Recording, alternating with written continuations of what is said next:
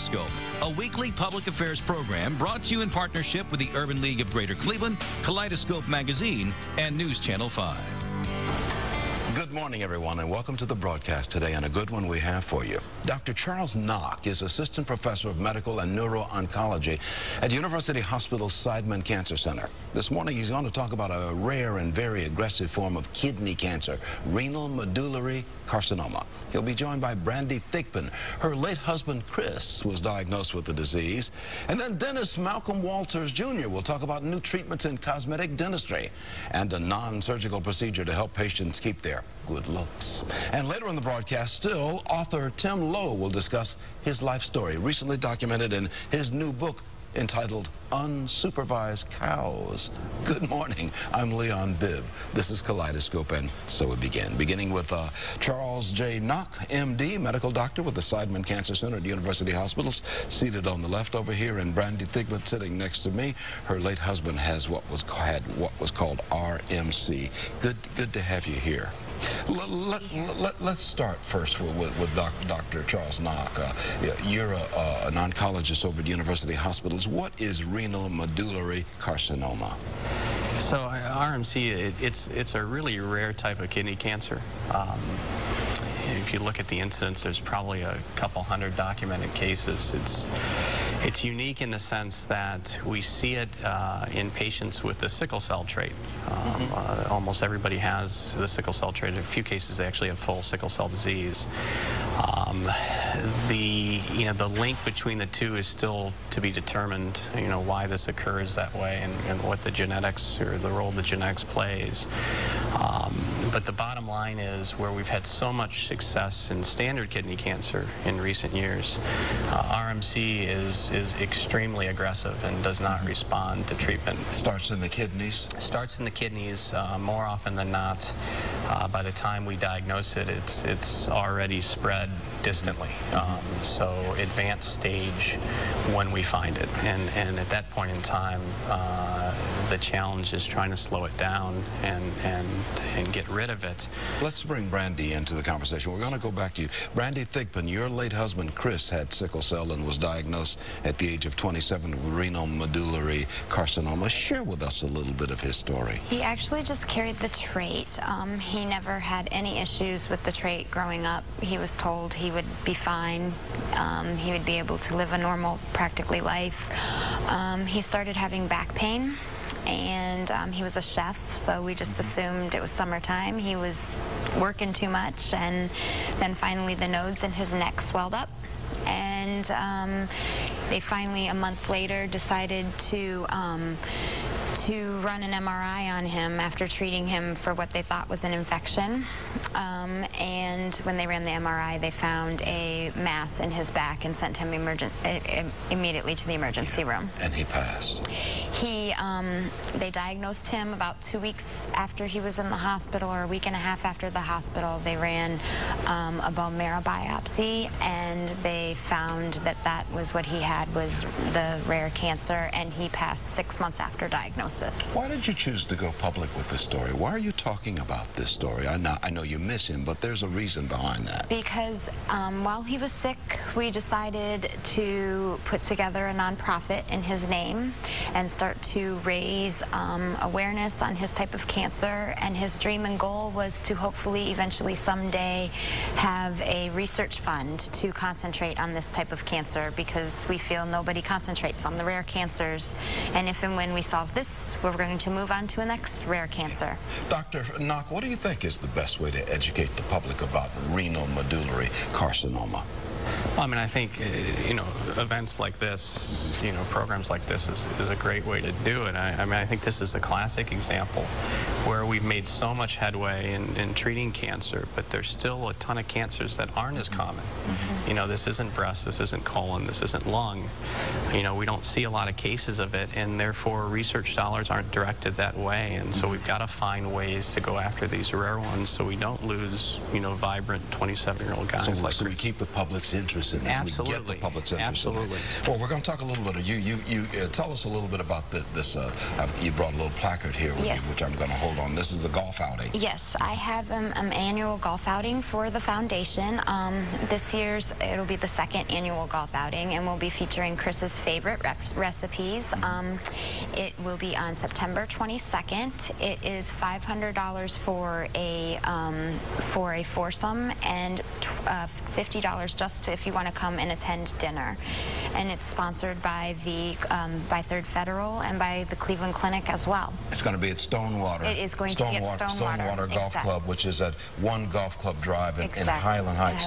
Thursday, September the 22nd. Exactly. And we're going to put a phone number on the screen where you can get more information on all of this. Definitely. And that phone number is 216-571-6037. Correct. 571-6037. We'll put that number on the screen, and or you can go to brandythigpen@yahoo.com. Correct. brandythigpen@yahoo.com.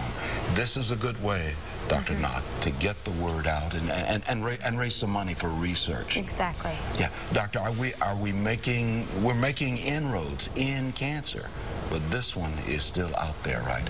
Yeah, I mean it's tragic, but when you talk about average survivals of 3-6 months, we got to do better. I mean, we've got to find better ways to make people live longer and really to cure them. We got to find ways to cure them. What are the symptoms? Very similar to Chris. I mean, they're not real prominent. You can get back pain, flank pain. You can see some blood in the urine. Systemic signs, weight loss, declining energy, but often in a young person, you think you're fighting a virus. If you have a lymph node swell up, you think you've caught a cold.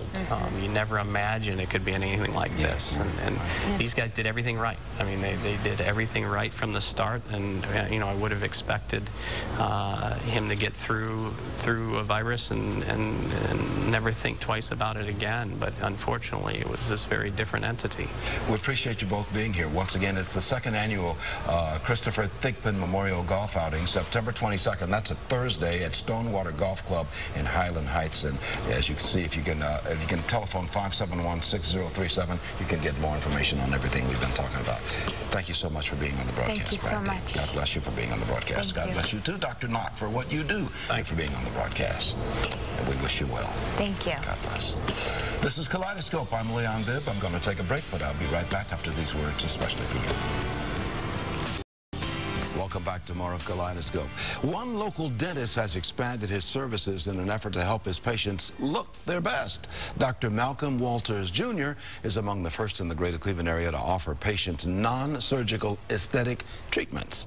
Good to have you with us, Doc. Thanks. Glad to be here. Glad to be here. What are non-surgical aesthetic treatments? Well, non-surgical aesthetic treatments is Botox and Juvederm.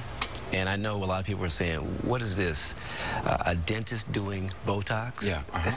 Well, Tell me about that. It's a make-sense situation. I mean, dentists, through the evolution of dentistry, do a lot of cosmetic dentistry where we do crown and bridges and things of that nature. Well, dentists are now coming out of the mouth and onto the face.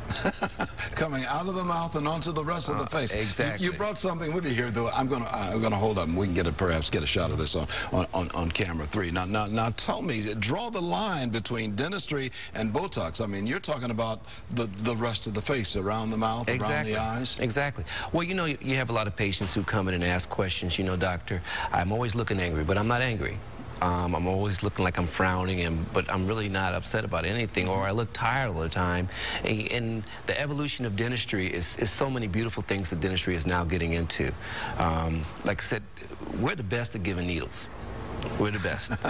and because we're so good at it, we know the head and neck anatomy from everything. So us applying what we know from inside the mouth onto the face is a make-sense situation.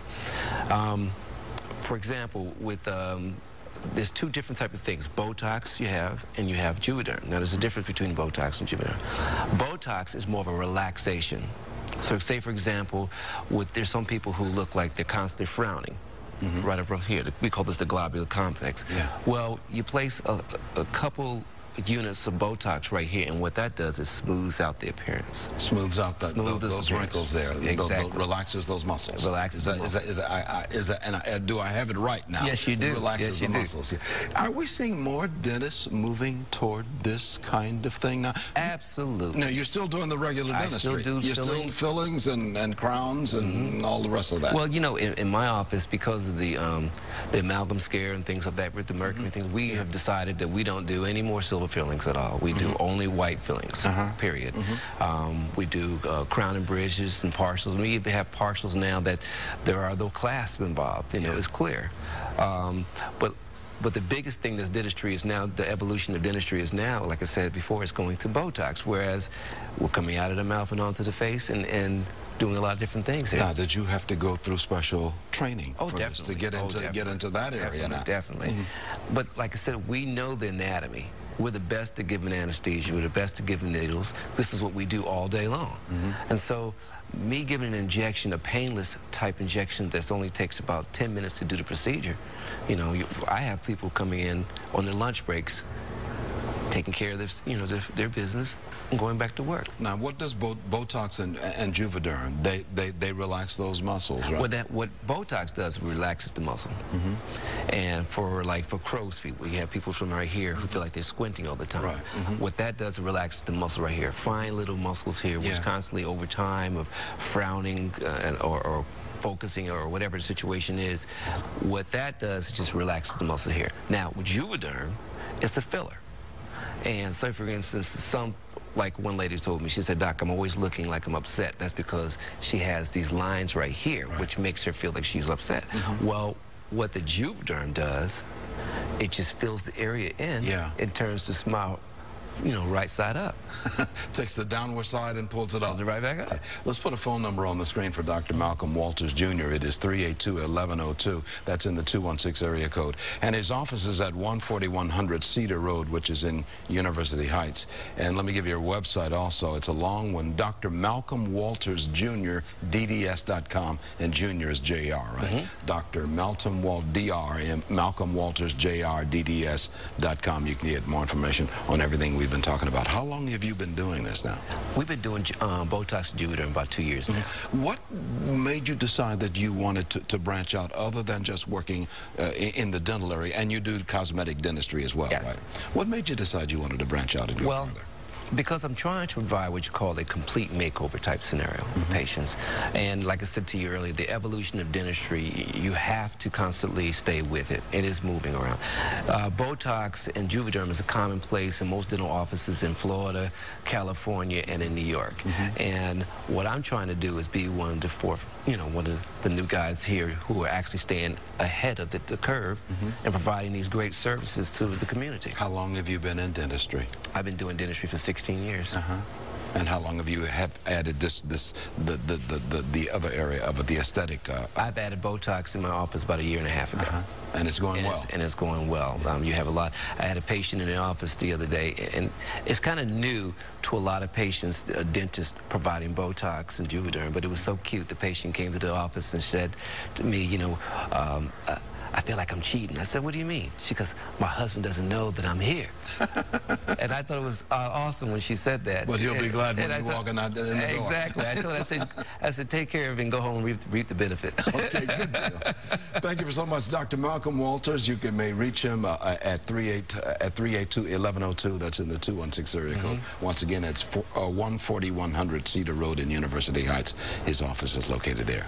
Thank you for being on the broadcast. Thank you so much. You got me smiling. I'll give you a call. Okay. Thank you. We'll take a break. I'm going to be right back. We're going to talk to Tim Lowe about his life story. Back after this. Welcome back to more of Kaleidoscope. Clevelander Tim Lowe is sharing his life story in a new book entitled Unsupervised Cows. And he'll talk about the struggles he's overcome and the success that he has experienced. Good to have you with us, Tim Lowe. Thank you. Is this home for you, Cleveland? Oh, all my life. Little town on called Wycliffe. That's where you grew up, yeah? Yes, sir. And what are you doing now? I work at the Perry Nuclear Power Plant in the security for 27 years. Oh, it must be good then. I'm happy to be there. Thank you. Let's talk a little bit about your life story. Well, first off, what was your inspiration for writing your life story? Well, I see kids every day doing things that they're not supposed to do, and this is how I grew up. I did things that I'm not too proud of that I wrote about in my book. And I would like to share my experiences with them, to tell them that if this is what you're going to do, then this is where you're going to wind up. But something happened to me along the way, and I changed. So. And you got on the right path. Oh, yeah, definitely. There's a big blurb in my book which states exactly what happened and how I asked God to give me a second chance. And so, you got that second chance? And yes, sir. Yeah. I got it very well. I'm intrigued by the title, Unsupervised Cows. Tell me about where that title comes from. My daughter was 4 years old. We were taking a trip to Maryland, and my son was with me, and he was 8. They're now 12 and 16. Well, if you see a cow on the road in the middle of the rain, they just stand there. They do nothing. Rain doesn't bother them. Mud doesn't bother them. Nothing bothers them. And my daughter looked at them and said, you know what? They need a supervisor to tell them when to come out of the rain. So that was our family joke for a long time. But if you think about it, this is what we do when we do drugs, alcohol, violence, and things like that. When do we know when to come out of the rain? So we need a supervisor too. So God has been my supervisor, and he brought me out of that rain. This book is filled with a strong spiritual side. I mean, that's what we're talking about, the spiritual side. You've even got a chapter in here called Olivet Institutional Baptist Church, which is the church to which you hold membership, located on Quincy Avenue. Yes. Been there for a little while now, and appreciated Reverend Moss. Love Reverend Colvin. Who's the new pastor? Yep. What can we learn? What do you want us to take away once we read your book, Unsupervised Cows? The message in that book is for children and adults to have us come together and do something with our lives.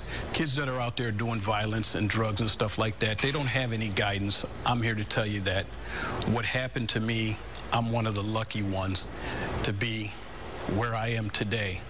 But that luck, there was a lot of people that died along the way, and what I want you to take back is we need to form a group and have something more for our children. I'm here to tell you that the things that I did, I am not too proud of, but what I did to correct those things. And standing on a hill, I told the world, I said, you know what, there is no God. God, why are you doing this to me? And actually, what I found out is I was doing it to myself. So God gave me a second chance. And what turned you around? I was doing drugs. I did a little street fighting, a little drinking, and I did this on a continuous basis. Well, one of my friends got in a car accident, an Italian guy, and it about changed my life. And I sat on a hill for about 3 days and asked God, why? Why did this happen to him? Why couldn't you take me? And I sort of became a loner, and I started doing things by myself. And I got into physical fitness and decided I was going to go to the Marine Corps. Well, Perry called me and told me that they needed me there. Perry Nuclear Power Plant. That's right. And God gave me a second chance, and a second chance I'm not going to blow. I just want to give something back to my community, Richmond Heights, and everybody else out there that needs some guidance. I want you teenagers to look at my book and know that this is something you should not be doing, and it leads to death and a whole lot of other things that's just bad for you. You can find a lot of positives in life if you simply go down that positive road. Yeah, I found a lot. Yeah, I can tell you the name of the book is Unsupervised Cows. As you see, it is a life story written by Tim Lowe, Greater Clevelander, and you can find it on Google, you can find it on Amazon, and you can find it at local bookstores. And you can also go to Xlibris, xlibris.com. That's your publisher. That's right. You can go there, Xlibris, and you can get more information. And also, I'm going to put a phone number on the screen of 888-795-4274, extension 7879. You can get more information on everything we've been talking about. Do you find that people who've read this book have found some inspiration and have perhaps turned their lives around? I've had people come to me at work and out in the public and tell me about the book, tell me about what they read in the book, and it relates to something that something for everybody, adults, and maybe I grew up like that, or maybe there was something in my life that steered me toward this way. I had a guy hug me in the hallway at work, and I was quite proud, and I'm proud of the work that I've done there. But yeah, there's a lot of inspirational things that happen. And we're all looking for inspiration. Yep. We're going to continue our discussion with Tim Lowe, who's the author of the book Unsupervised Cows, A Life Story. I've got to take this break, but we'll come back right after these words, especially for you.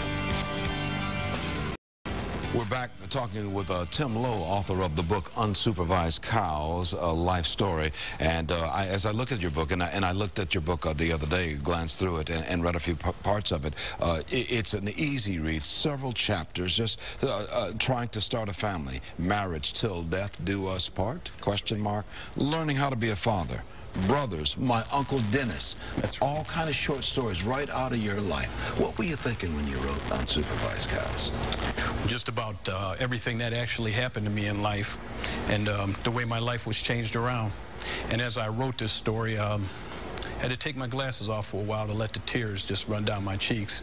And everybody was wondering, you know, wow, wonder what you're thinking about. But if you ever do something like this and you open up the doors and open it up for everybody to see in the world, you don't get some things actually absolutely correct, but the message that I want to convey is help our children, and that's what I'm trying to do. When your friend died those years ago in that accident, was that a major turning point in your life? Is that what got you off one road onto another road? That was the major point. That is exactly what happened to me. And I sat there and I asked God, you know, why would you do this to a guy that's so decent? Why wouldn't you take somebody that's doing all the stuff that I'm doing? I told him, I said, take me instead of this guy. I would really like to see this guy living a good life. And he was a good person, and he came to me and he said, why are you doing all these things? He said, your dad's a cop. Why are you doing all these things? And I told him to mind his own business. And he said, well, one day you'll see. Well, one day I did see. And the heart and soul went into that book, and I want everybody else to see that maybe one day, you know, you'll need to make a change in your life. If I can help you, I will. And maybe my book will help a lot of people out there. I certainly hope so. The name of the book is Unsupervised Cows. It is a life story written by Tim Lowe, who is a greater Clevelander, and we're glad to have you on the broadcast. Thank you. Many thanks. That's going to do it for Kaleidoscope. Everyone, be well.